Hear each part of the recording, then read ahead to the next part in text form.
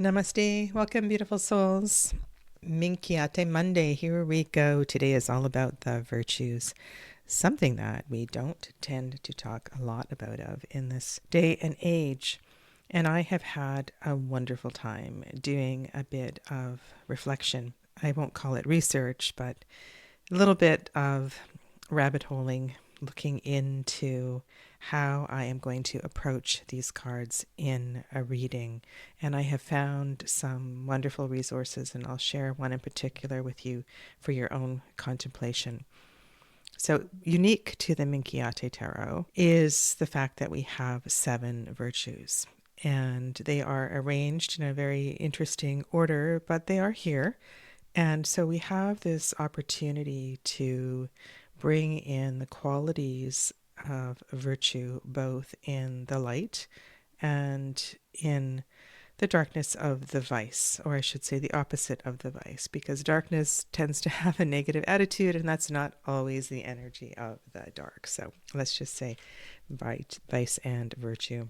The next card, so we were looking at love last time, and in sequence, the next card is Temperance, which is 6. And so we're going to start by looking at 6, 7, and 8, Temperance, Strength, and Justice. And these will all be familiar cards for those of you who already read the tarot. And then we will go on and look at the other 4 virtues and compare, contrast, lots of things here. So I'm really excited actually about this discussion, and I hope that you participate in some way in a comment, because I think this has got me thinking that there's something about these 7 cards that are going to make reading with the Minchiate very deep and very meaningful. And I'm so happy for this one particular paper that I found.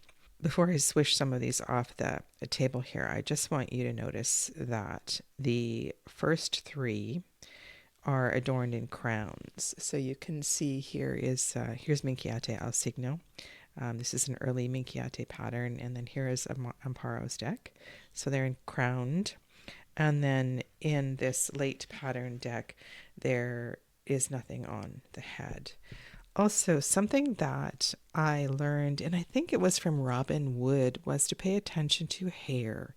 Hair that is loose and flowing has a very different energy than hair that is tied up tight in a bun or some other hairstyle where the hair is restricted. So I want to notice that because it certainly has had an impact on me in the past.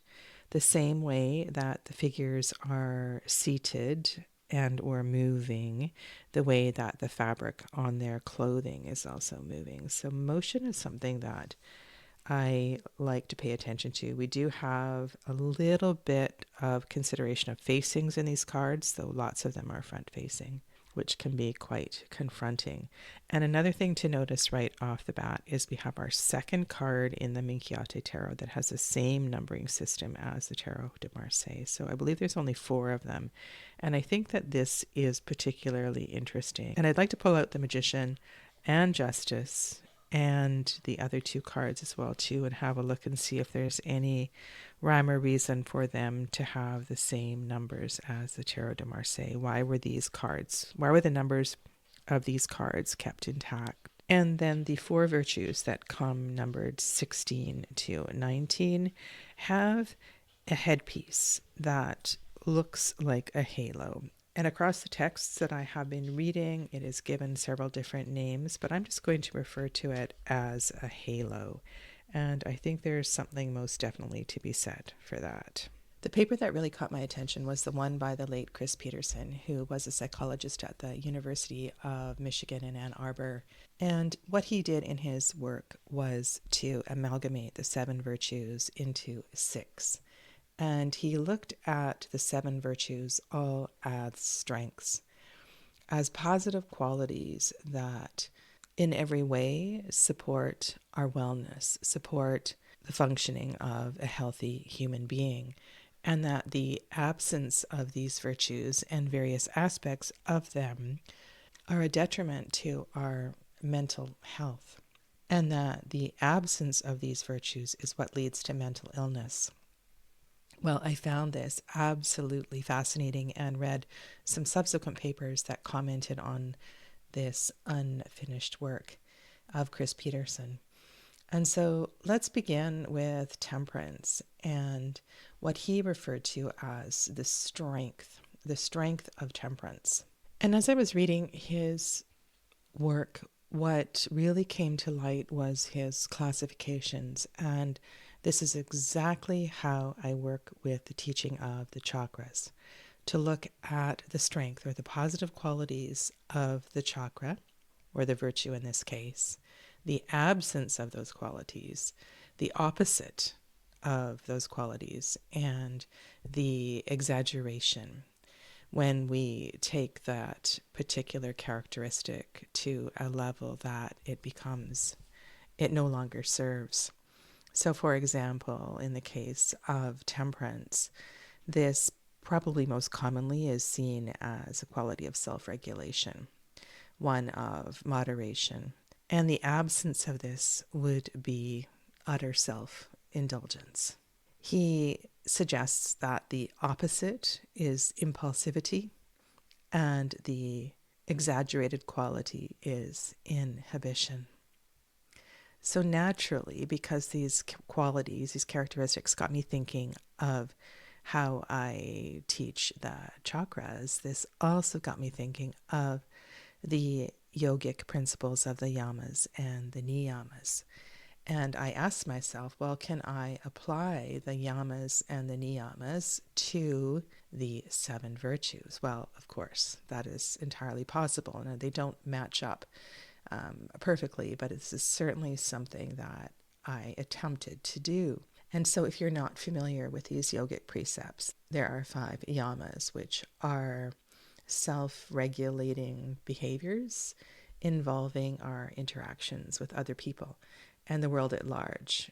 And they include ahimsa, compassion and kindness towards others and self, often simplified as do no harm. Satya, which is truthfulness.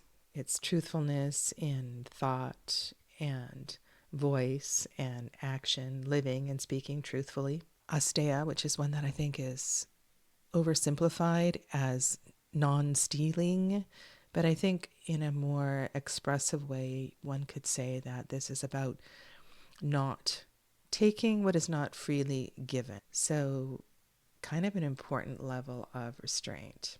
The 4th yama is brahmacharya, which certainly applies here to this particular card. And again, this is often discussed in terms of chastity, but it is so much more than that. And it has to do with the right amount of energy that we choose to use at any given time. So not wasting our energy, conserving our energy, preserving our energy so that we have it when we truly need it. And the 5th yama is the parigraha. And I think in this day and age, this is so important in our world of consumerism, and that is a non-attachment to material possessions.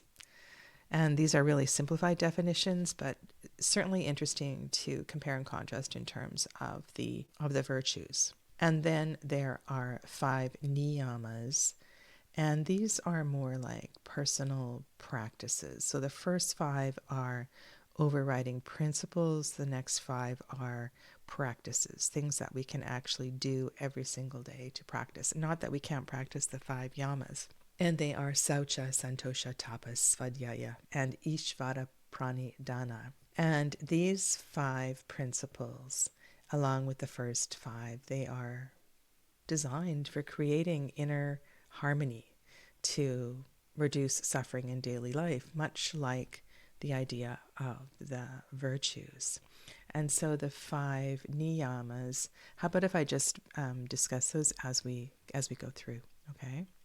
So as far as temperance goes, brahmacharya, self-regulation, feels really important here. And one example that I have has to do with the use of breath. I used to teach a lot of yoga classes, and observing students' breath is really important.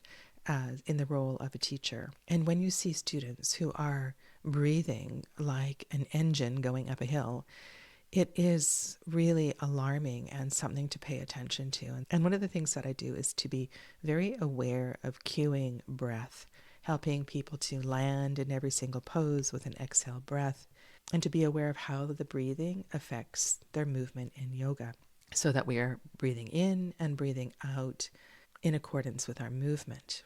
If we are exhaling excessively, if we are sighing excessively, we are releasing a lot of energy and we are not containing it. And I think thinking about this concept beyond the principle of chastity is really important. And then as far as the tarot goes, this gets me thinking about Venus. Venus rules Libra, Venus rules Taurus. And those cards coming up and issues about sensorial experiences feels really, really important here. And so I wonder how I might respond to that if the Taurus card shows up, or if the Libra card shows up, or other cards that seem to connect to the sensorial experience. And as far as yoga goes, one of the things that we are trying to do is to sort of tame the senses, not let them act like naughty children all the time. And that awareness has certainly changed how I move through my life.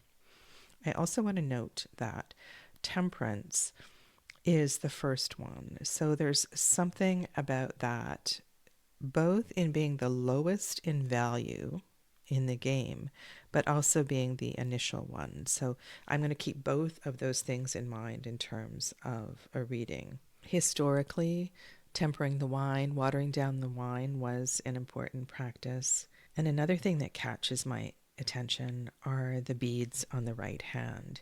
And I am one to always look at right hand, left hand, and see what's going on. What is the action that is happening with each of the hands? The right hand here is receiving, the left hand is giving, but also the right hand is adorned in some way. And that is kind of beautiful in a way that, to me, it tames down the aggression, if there is any, of the right side. Why the bare right breast? I wonder too if that is a way to symbolize harmony. So the femininity is exposed, the solar side, masculine side, breast is exposed. There's something there that, to me, brings in a definite harmony of this card. Another niyama that came to mind in terms of temperance was also tapas. And you might find it funny that I think of tapas here. So tapas is heat, and that is the heat or the effort, the work that is necessary to create self-discipline. And tapas can be used in terms of the effort that is required to get to the mat every day, the effort that is required to get to work. But I think here that there certainly is a tapas that is required for the continuance of self-regulation. And then I did mention asteya and the importance of not taking more than you are giving, and that certainly fits here as well. Much is written about strength and force and fortitude, and all of these words that are and are not really synonyms. And so the qualities of strength that I feel are the most important ones when we're working with a client, you're doing a reading for yourself, is that inner strength, that inner fire. And certainly the precept that I just mentioned of tapas is really important. The heat or the effort used to create self-discipline. With a balanced solar plexus chakra, we certainly have a greater sense of self-esteem and will and confidence, and keeping that fire in regulation. And interesting that as we build on each of these virtues, you can begin to see how they are all interconnected and none of them really stand in isolation.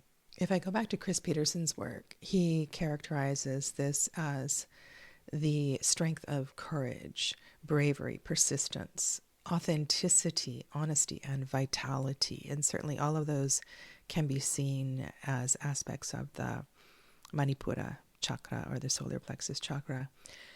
Authenticity is a really interesting one, and that is a concept of truly knowing who we are in order to work from a place of strength. And so the absence of this he describes as phoniness. The opposite is deceit, and the exaggerated quality would be self-righteousness. And I really like looking at the words he's placed in these different columns. And I think if I was going to expand on this and study it a little more deeply, I would move things around a little bit. And in terms of the tarot, would want to perhaps separate his work back into 7 groups. If you're not familiar with these older cards, you do see the woman holding the pillar or sitting near the pillar in other old Italian decks. And this refers to the strength of Samson, the Old Testament figure who shattered the pillars of the Philistine temple. Sometimes in the older cards too, we get a sense of Hercules and the Nemean lion, things like that. But this is so much more than superhuman strength. This is about also a principle. And I think this goes back to the authenticity quality in that in order to know who you are, one leads a principled life. Ije and Naldoni, whose deck I don't have on the table today, they write, if temperance allows us to remain steadfast in our desires and passions, strength helps us to stand firm in the face of life's difficulties. These 2 moral virtues complement each other to keep us constant in the pursuit of good. And so beyond tapas, I think ahimsa is pretty important here. And that makes me think of the strength card where we see the woman with the lion. And that idea of do no harm, loving kindness towards others. And if I expand that idea about the lion representing our animalistic natures, or here the carrying of the pillar representing that strong inner fortitude, and then the woman representing the femininity, it is important to take care of our physical and mental and emotional well-being at all times, and to not do more than we are capable of, to do no harm to self. And that, to me, takes me right back to temperance. So I think this weaving among the virtues is really important to understand. And so again, here is a card that retains the number of the Tarot de Marseille. And so I think that in itself symbolizes an importance of this particular card. And you'll notice, unlike many Tarot de Marseille, there is no subterfuge with the knee adjusting the scales, or a suggestion of that anyway. The knees are far away from the scales. Lady Justice in the early pattern faces forward, and there is a sense of movement and action in the later pattern, who, again, doesn't wear the crown, but unlike in Temperance and Strength, has her hair completely tied up. So I'll leave you to reflect on how that makes you feel. And again, from the work of Nadolny and Ije, unlike Temperance and Fortitude, which pertain to personal life, justice is a virtue that concerns relationships with others. And you'll know that if you work with astrology and tarot, how important that is to Libra. According to the most well-known definition, it is a constant and perpetual commitment to giving each person what belongs to them. According to Cicero, in justice, the splendor of virtue reaches its maximum brilliance. It makes human actions right, and therefore makes human work good. Plato extends the action of justice to the establishment of harmony among all that is distinct, whether in the city or in the human soul. And so in reading these words, really digesting them, it gives me permission to think of the big picture here. And yes, this may apply in something right in front of your face, right? Something very practical, even legal. But it also applies to the much bigger picture and all of those things that we cannot see and cannot possibly understand how life is playing out through the hand of spirit, or other ways that you may want to interpret that. And in terms of the yamas and the niyamas, I really think that satya is the most prevalent here. Satya would be translated as truth, truthfulness. Truthfulness, again, like ahimsa, the one do no harm. This idea that thought and voice and action are all very important here, and that we must honor truthfulness in thought as much as we honor truthfulness in voice or action. And to take that a step further, Peterson characterizes one of the qualities as leadership or citizenship.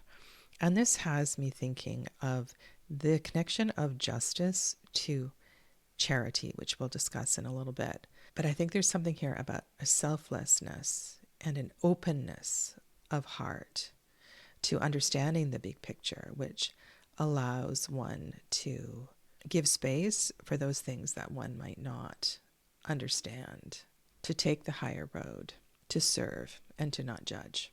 The other four virtues are cards numbered 16 through 19, noting that charity is the highest valued virtue in the game of Minchiate. The fourth cardinal virtue is here. So prudence is here between the three theological virtues. So we have hope, prudence, faith, and charity. And then we turn to hope and faith. Hope 16 and faith 18. And you'll notice that the remaining virtues are all haloed figures. In hope, we see an answered prayer, the crown descending from the heavens. And certainly there is a lot of overlap between the virtue of hope and the virtue of faith. However, the virtue of faith is enduring. It is unquestioning. It is one that I would associate with Ishvara Pranidhana, which is a devotion to a higher power. It is this place where we hold so much trust that we are truly able to let go. We lose fear. We are more comfortable allowing ourselves to be guided. We know that we are held and we know that we are supported. While the virtue of hope feels a little more temporary. In terms of other yogic precepts, well, Ishvari Pranidhana, I would put with faith. With hope, I can certainly feel santosha, which is a sense of contentment. And I think there's an appreciation of grace. And there certainly is a curiosity about grace, where faith moves beyond that and simply knows that it is true. In Peterson's work, these two virtues seem to come together as an appreciation of beauty, the strength of gratitude, hope, humor, and spirituality. And the absence of these virtues leaves one in a place of oblivion, rugged individualism, present orientation, humorlessness. And one of the words in the exaggeration column here that really rings loud and true to me is fanaticism. If I look at the illustrations and reflect on this a little further, I feel that this might be the difference between prayer and meditation. And so I'm curious about other ways that you might differentiate in practice and by example the virtue of hope and the virtue of faith. 17 is prudence, and this is the fourth of the four cardinal virtues, and the only cardinal virtue that is haloed. And as I mentioned, this virtue sits between hope and faith. Prudence, like faith, holds a mirror. And yet in the mirror of faith, we do not actually see the reflection, where in the prudence card, we see the reflection. And that is something that you might want to think about, what that represents for you. And in that way, I feel that prudence fits in that category of cardinal versus theological virtues. We see our own reflection. This is a matter of constant self-study, constant self-reflection. And through that constant self-study, what is gained is the strength of wisdom. We learn in this particular card, it reminds me of just how important the tool of tarot is for our own self-study, our own reflection, journaling, coming back again and again to ask the cards, help me see this more clearly.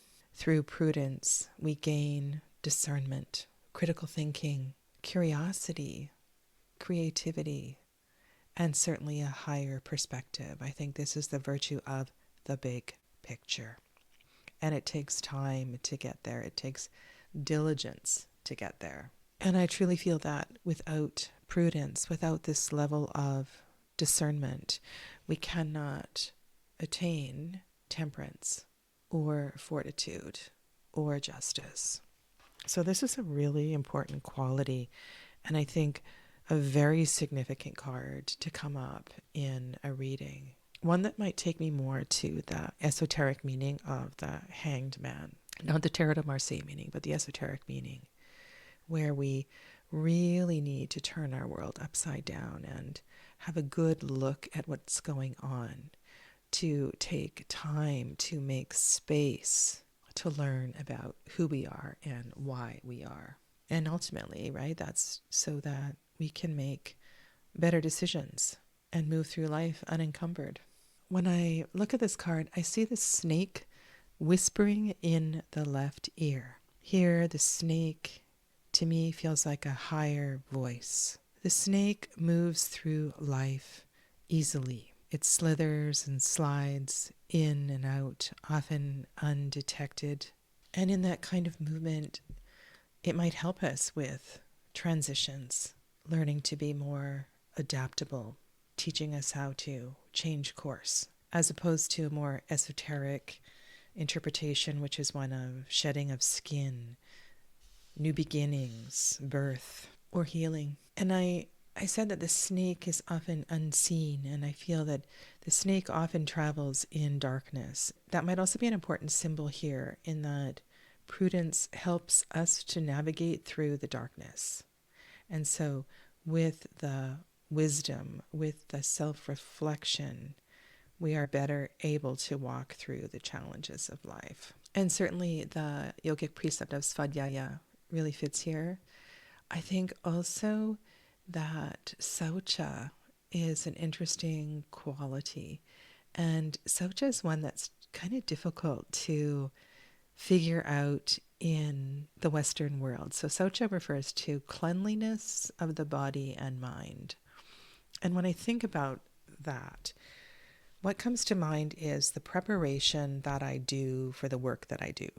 So it's really important for me that I take a shower, I've at least washed my hands, brushed my teeth, the room is cleansed with sound or smoke, I have physically cleaned the room. Saucha is an important quality in creating an environment so that I can do the work of the self-reflection.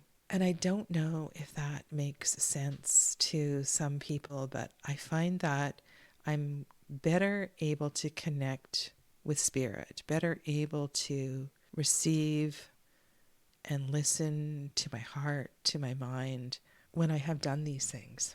When my mind is cluttered, when I am busy, when I am not feeling well, it's very hard to do self-reflection. And so that's why I suggest saucha, the niyama of saucha, to be important here.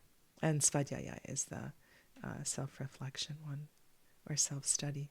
And in Chris Peterson's work, this one is woven together with a lot of the characteristics of temperance. And one of the words in the exaggeration column that feels important to reflect upon is prudishness or stuffiness, and also self-deprecation. And I think that in doing the work of prudence, we learn something about humility and also how to be kinder to oneself. And lastly, and perhaps most importantly, is charity. And across all of the documents I have been looking at, This is the one that is most closely connected to love. And we could look at this as the virtue of love, of unconditional love. This is about kindness. It's about social intelligence. It's about empathy. And these are not qualities that every person can cultivate so easily. And in the field that I work in, we talk about neurodivergency and attempting to understand the different way people's brains function. Empathy is not an easy quality for a lot of people. You see many live in a place of indifference or cultural intolerance. And Charity in her right hand emits a luminous and inextinguishable flame. The heart burns for love. The heart lives for love. This is a quality that guides everything. This love is not only selfless and unconditional, but it protects us from so many challenges in life. It allows for peace and it creates a sense of inner contentment that is fundamental to our well-being. And I was reflecting a little bit on selfless service, seva, in different ashram in India. I have engaged in various seva, and sometimes this can be really challenging. And when I have been working with different teachers, one of the things that I have learned is that it is through seva, sometimes referred to as karma yoga, that we burn through our karmas the fastest. Because it is in the face of this work that we learn the greatest things about ourselves. And sometimes they can be so utterly confronting, they can become almost debilitating. And so this card can represent a whole range of experiences and also reminds us of the importance of unconditional love. And this is from Amparo's guidebook. She writes, I want to offer you everything I have without you feeling in debt, because I don't expect anything in return. Seeing you happy fills me with joy. I love you for who you are, because beyond physical or moral appearances, I consider you valuable, worthy, pleasing, and beautiful, because I see you and I seek the best for your life. And then that takes me to one of the Yoga Sutras, and perhaps my favorite Yoga Sutra. It is something that comes to mind all the time, and that is one of Maitri. Yoga Sutra 1.33 is one that reminds us to be happy for those that are happy, to have compassion for those that are suffering, to celebrate the good in others without envy, to learn to not let negative experiences disturb your inner peace, and really anchoring everything in loving kindness. And I've, been through a lot of yoga teacher trainings and a lot of different times sitting hours and hours studying the Yoga Sutras, which is not an easy endeavor, but this is one that I want to remember and learn actually to chant. I've never learned how to chant this one, but I really like Yoga Sutra 1.33. So if you're interested, you can look that up.